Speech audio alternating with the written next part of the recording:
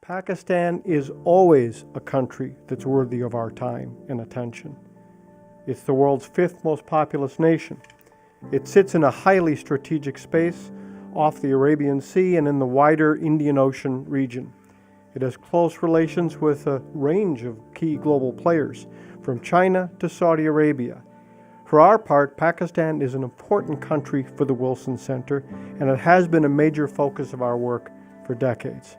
But Pakistan's economy remains in a tough spot due to external debt and other challenges, both old and new. At this crucial moment, we are delighted to be hosting the finance minister. Before becoming finance minister this past March, he served for over 35 years in the international banking world, most recently as president and CEO of the Pakistan Bank, HBL.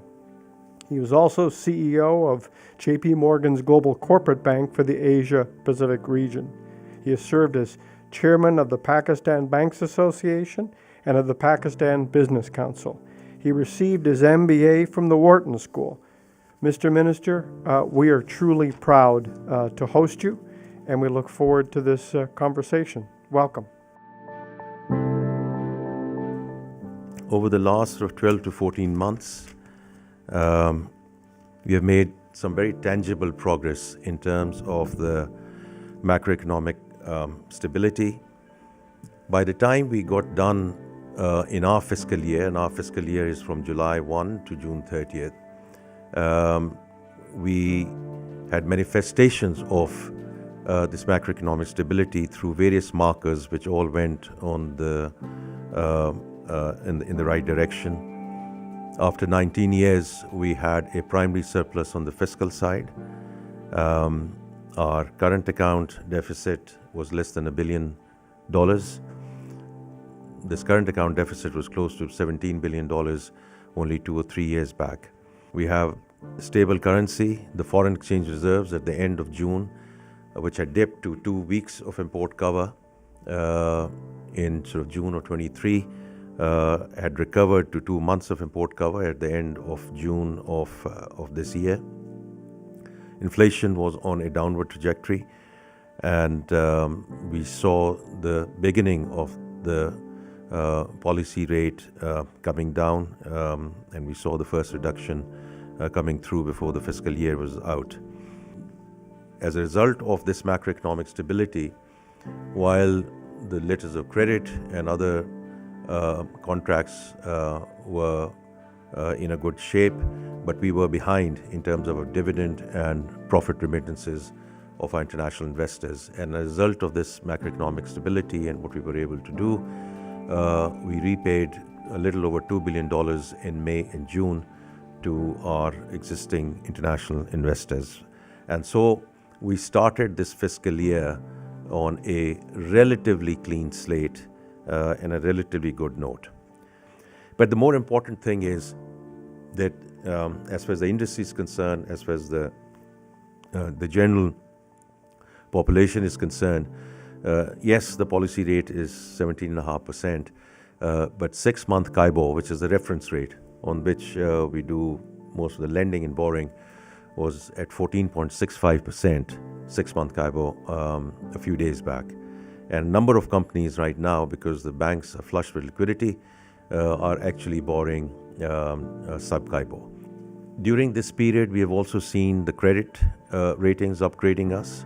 So we are now in sort of the CCC plus range. We still have to get back into Committee of Nations to at least start moving towards B-. So we are keeping that engagement going with the rating agencies. We have also seen the return of the institutional flows back into the country, both on the debt side and on the equity side.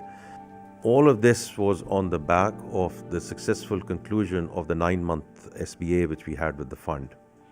And from my perspective, this macroeconomic stability is not an end in itself, it's a means to an end. Overall, our debt to GDP, which was 75%, has come down to 67%. But also the composition of our external debt is now primarily multilaterals and bilaterals. As far as domestic situation is concerned, we were able to retire close to 1 trillion rupees in domestic debt. We have bought back debt. We have cancelled number of auctions, essentially to give a signal to the market that A, we are in no desperation to borrow. Number two, if we are to borrow, we will borrow at our terms. And the third thing is that the banks need to start lending to the private sector. So the entire discussion about crowding out, etc., is beginning to move in the right direction as well. This is indeed a defining moment for the country. The what and why has been known for a very long time. We just don't do it. Is the how part of it where we are missing in action. Starting with taxation.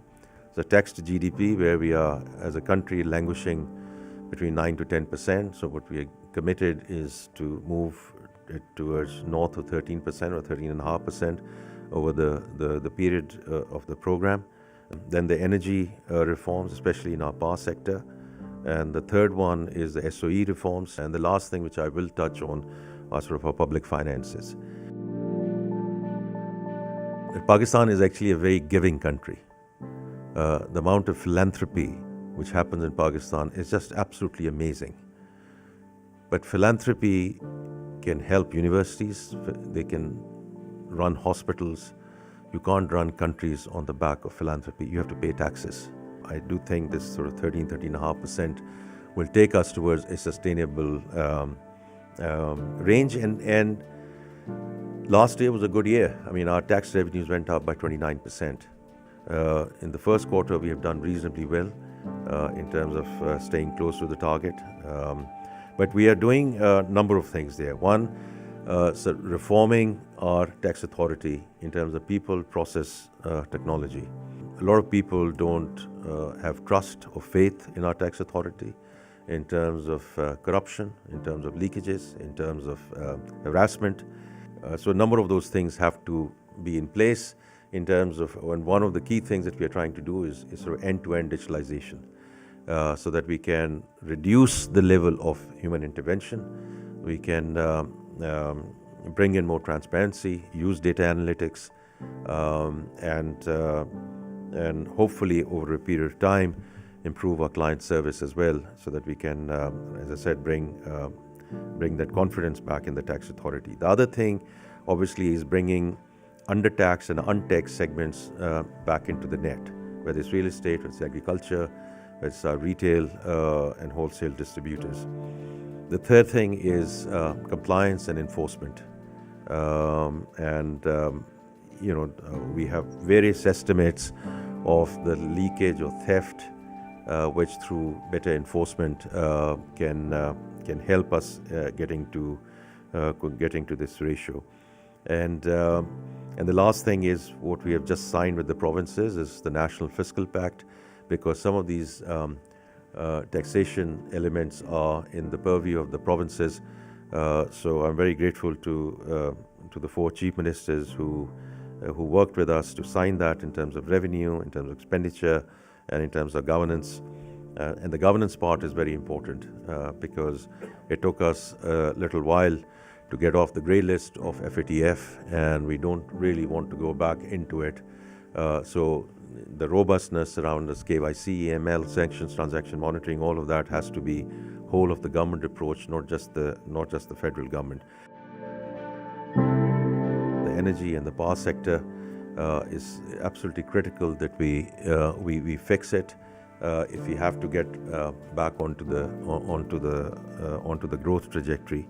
But again, it requires a fundamental rethink and fundamental transition and transformation, as I just talked about the tax authority as well. So what we've done is so far in terms of changing the boards of the distribution companies or discos, it took us a while. We wanted to do it in the first month of the new administration. But when we went around along with the power minister to change the boards, we were told, no, you'll have to go through a very long process of inquiry before you ask someone to step down. So we then requested the president, and we had a presidential ordinance which got challenged in the courts. Then we had to go to the parliament to have the laws amended. So it's only about a month back that we got private sector SMEs onto the board. So now roughly 80% of our discos are such that their majority are people from the private sector. The chairpersons, chairmen are from the private sector. Political appointees and government nominees are now in a minority. And then the whole privatization. So the first three discos are now in phase one of the privatization, but we are, on the generating side. And then, of course, we have a monopoly in terms of government buying the electricity. So over the next, we've already initiated that discussion in the cabinet to move towards competitive market in terms of electricity purchase. So all of that is sort of work in progress. Privatization, early days. We have two assets in play at this point in time, the national airline. Now this should have been done decades back. Then the second thing which is in play at the moment is the outsourcing of the Islamabad airport. IFC is helping us on that. And we are hopeful that in the November timeframe we'll see some good outcomes. And then there's a whole pipeline which is there for the privatization side. There are 3 or 4 initiatives which are underway right now. We've a federal government right-sizing committee, which I chair, along with some cabinet colleagues. So we are now taking 5 or 6 ministries at a time, take it to the cabinet for the decisions. So the first 6 ministries, one, the cabinet decided to close down, merge 2 other, and then various decisions. And then we come with the implementation plan so that we sort of move forward on that side.